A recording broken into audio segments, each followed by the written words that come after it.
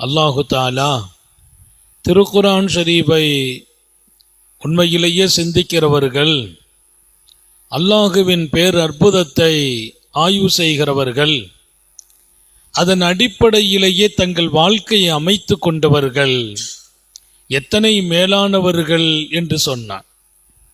குர்ஆன் என்பது வெறும் வாசிப்பதற்கான வேதம் அல்ல, வாசித்தாலும் பாக்கியம்தான். திருக்குர்ஆன் ஓதுவதும் பாக்கியம், ஓத கேட்பதும் பாக்கியம். ஆனாலும் அது வாழ்வதற்காக வழங்கப்பட்ட அருள்மறை. அல்லாஹ் இந்த ஆயத்தை சொன்னான், குர்ஆனை, அத்தாட்சிகளை யார் தங்கள் வாழ்க்கையில் சிந்தனைக்கு எடுத்து படிப்பினை பெற்று அதை வாழ்க்கையாக கொண்டு வருகிறார்களோ அவர்களுக்கு நான் கொடுக்கும் பேரருள் லகும் தாருஸ் ஸலாம், அவர்களுக்கு நிம்மதியான இல்லம் கிடைக்கும் என்றான். நிம்மதியான வீடு. தார் என்று சொன்னால் சொர்க்கம். சலாம்ங்கிறது அந்த சொர்க்கத்தின் அருமையான பேறுகளில் ஒன்று, அல்லாவின் பேறுகளில் ஒன்று சலாம். எந்த வகையான சங்கடங்கள் அங்கே நடக்காது என்று பொருள். தாருஸ் சலாம், அவர்களுக்கு தாருஸ் சலாம் கிடைக்கும் என்றால் அந்த சொர்க்கம் நிம்மதியான இல்லம், அதிலே சங்கடங்கள் வராது, மனசை பாதிக்கும் நிகழ்வுகள் நடக்காது, எப்போதுமே சாந்தமாகவும் சாந்தியோகவும் அந்த இல்லம் இருக்கும் என்று அல்லாஹ் சொன்னான். லகும் தாருஸ் ஸலாம் இந்த ரப்பிஹிம் வஹுவ வலியுஹும் என்றான். அல்லாஹ் அவர்களின் வாழ்க்கைக்கு பொறுப்படுத்திக் கொண்டான். அவர்களை இப்படி ஒரு வாழ்க்கையை நோக்கி அவனை அசைய வைத்தான். குர்ஆனின்படி வாழ்வதற்கும், குர்ஆனின் அத்தாட்சிகளை சிந்திப்பதற்கும், அதை செம்மையாக தங்கள் வாழ்க்கையிலே நடைமுறைப்படுத்துவதற்கும் அல்லாஹ்வை பொறுப்படுத்திக் கொண்டான். அவர்களை சருக விடவில்லை, அதிலிருந்து தடம் புரள விடவில்லை. சில நேரங்களில் மனிதர்கள் நல்ல வழியை நோக்கி வரணும்னு நினைக்கும், ஆனால் தடம் புரண்டு விடுவோம். கேட்கும் போது ஆசை இருக்கும், நடக்கிற வாய்ப்பு கிடைக்காது. அல்லாஹ் சொன்னான், அவன் வசனங்களை சிந்தித்து வாழ்க்கையாக்க நினைக்கிறவர்களுக்கு சொர்க்கம் உண்டு, காரணத்தை சொல்லிவிட்டு அவன் அவர்களுக்கு பொறுப்பாளன். அவர்களை மீண்டும் மீண்டும் பாதுகாத்து கொண்டு வந்தான். சருக வைக்காமல் அவர்களை எப்போதுமே காத்தருளி புரிந்தான். இப்போ அல்லாஹ் அவங்களை அந்த பாதையில இருக்க செய்தான் பாருங்க, அதுதான் பெரிய நியாமத். அவங்க நினைச்சாலும் இருக்க முடியாது. உங்களுக்கும் எனக்குமான ஒரு பாடம், உங்களுக்கும் எனக்குமான ஒரு பாடம். வாழ்க்கையில் கேட்டபடி வாழுகிற ஒரு பழக்கம் வர வேண்டும். அறிவுரைகள் என்பது எடுப்பதற்கும் நடப்பதற்கும் சொந்தமானது. வல்லல் நபி ஸல்லல்லாஹு அலைஹி வஸல்லம் அவர்களின் வாழ்க்கையும் வார்த்தைகளும் இந்த சமுதாயத்திற்கு மிகப்பெரிய நேர்வழி. திருக்குர்ஆனின் வார்த்தையும் திருக்குர்ஆனின் வழிகாட்டுதலும் இந்த சமூகத்தினுடைய எதிர்காலத்தையும் உயர்ந்த வாழ்க்கையையும் தீர்மானிப்பது. அந்த வாழ்க்கையை ஒரு மனிதன் அடைவதற்கு அல்லாஹ் பொறுப்படுத்திக் கொள்வான் என்றால் அந்த மனிதன் நிச்சயமாக அடைந்து விடுகிறான். இன்னொரு செய்தியும் எழுதுறாங்க, அல்லாஹு வலியுஹும், அல்லாஹ் அவர்களுக்கு பொறுப்பாளன் என்று சொன்னால் அவங்க வாழ்க்கையின் எல்லா நிலைகளுக்கும் அல்லாஹ் போதுமாகிவிட்டான். நீ ஒழுங்கா நடந்து விடு, குர்ஆனின்படி வாழ முயற்சி செய், குர்ஆனுடைய வாழ்க்கை எடுப்பதற்கு நீ தயாராகு. உன் வாழ்க்கைக்கு நான் பொறுப்பு, உன் சந்தோஷத்திற்கு நான் பொறுப்பு, உன் நிம்மதிக்கு நான் பொறுப்பு, உன்னை எல்லா வகையிலும் பாதுகாப்பது என் வேலை. உன்னை நோக்கி தீங்குகள் வராது, உன்னை நோக்கி எந்த ஒரு சூழ்ச்சிகளும் நடக்காது. சூழ்ச்சி நடந்தால் அந்த சூழ்ச்சியை நான் முறியடிக்கிறேன். ஏன்? வல்லாஹு வலியுஹும், அல்லாஹ் அவர்களின் பொறுப்பாளன். லகும் தாருஸ் ஸலாம் இந்த ரப்பிஹிம் வஹுவ வலியுஹும், அல்லாஹ் அவர்களுக்கு பொறுப்பாளன்.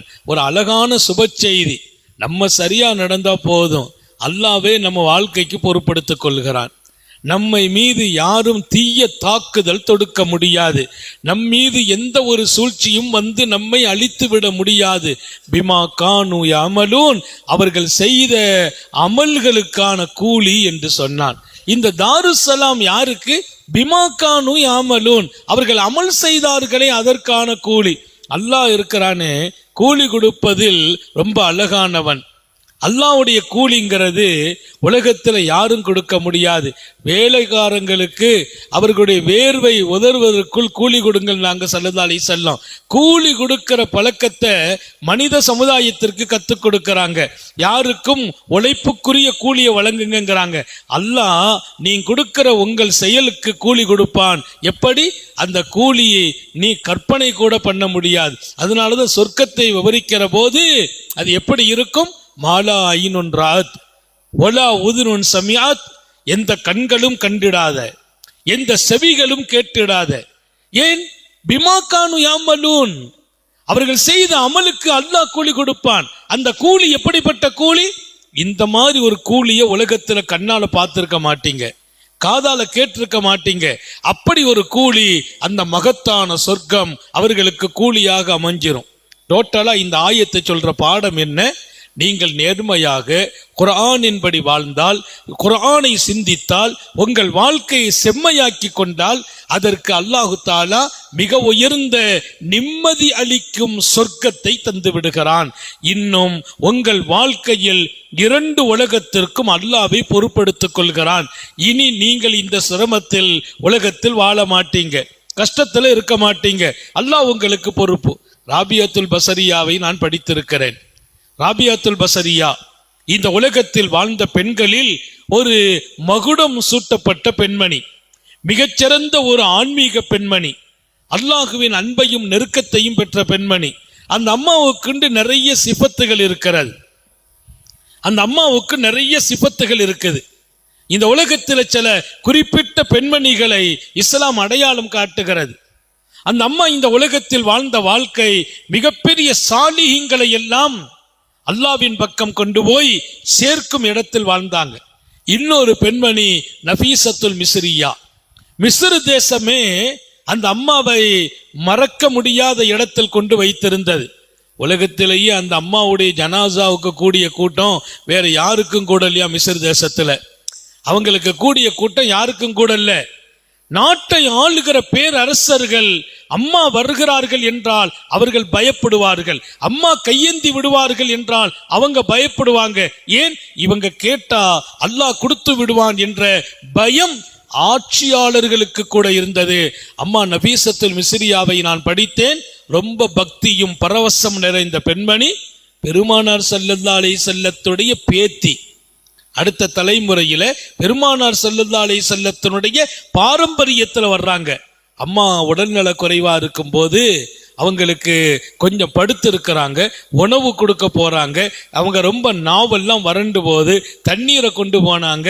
அம்மா சொன்னாங்களாம், எதுவுமே தேவையில்லை, நான் நோன்பு வச்சிருக்கிறேன் இன்னைக்கு அப்படின்னாங்க.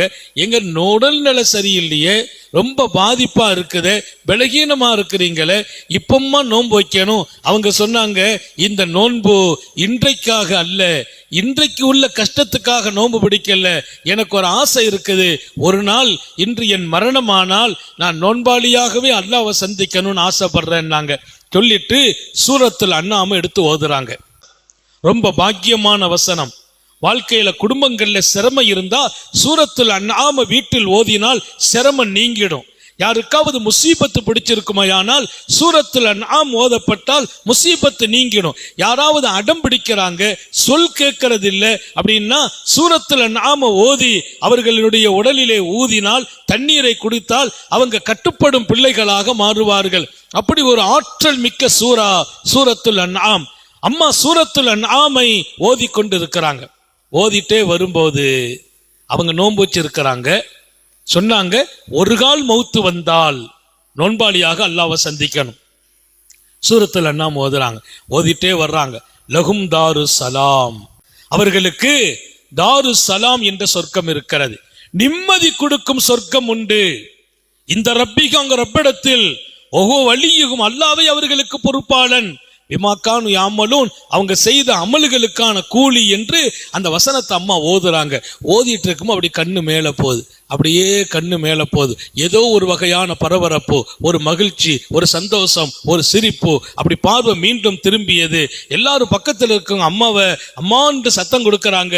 அந்த நேரம் அம்மாவுடைய ரூஹு பிரிஞ்சிட்டு அவங்க ஒரு மௌத்தாகிற போது லகும் தாரு சலாம், அந்த சொர்க்கம் எனக்கு உண்டு, அமல் செய்தவர்களுக்கான கூலி தாரு சலாம் என்ற சொர்க்கம். அந்த சொர்க்கத்தை இருக்குதுங்கிறத அல்லாஹ் கண்ணில் காட்டி அந்த வசனத்தை ஓத வைத்து அதை ஓதிக்கொண்டே ரூஹு பிரியுது. அன்னை நபீசத்துல் மிஸ்ரியா ரலியல்லாஹு அன்ஹா அவர்களுக்கு எனவே ஒரு பாக்கியம் நிறைந்த சொர்க்கத்தை அல்லாஹ் அவன்படி, அவன் சொன்னபடி, அவன் கட்டளையின்படி திருக்குர்ஆனை ஆய்வு செய்து அதை வாழ்க்கையாக ஆக்கி கொண்டவர்களுக்கு கூலியாக கொடுக்க காத்திருக்கிறான். நமது வாழ்க்கைக்கு அவனே போதுமானவனாக பொறுப்பாளனாகவும் இருக்கிறான். அழகாக வாழ்வோம். குர்ஆனை பற்றி அதிகமாக சிந்திப்போம். வெறுமென ஓதிட்டு போகக்கூடாது. குர்ஆனுடைய பொருளை எடுத்து பார்த்தால் ஆயிரம் உன்னதமான விளக்கங்கள் கிடைக்கும். அதையெல்லாம் எடுத்து நடக்கிற ஒரு நசீபும் கிடைக்கும். அல்லாஹ் நமக்கு அப்படி ஒரு நல்ல வாய்ப்பினை வழங்குவானாக. சோதனைகள், கஷ்டங்கள், நெருக்கடிகள் இருந்து பாதுகாப்பானாக.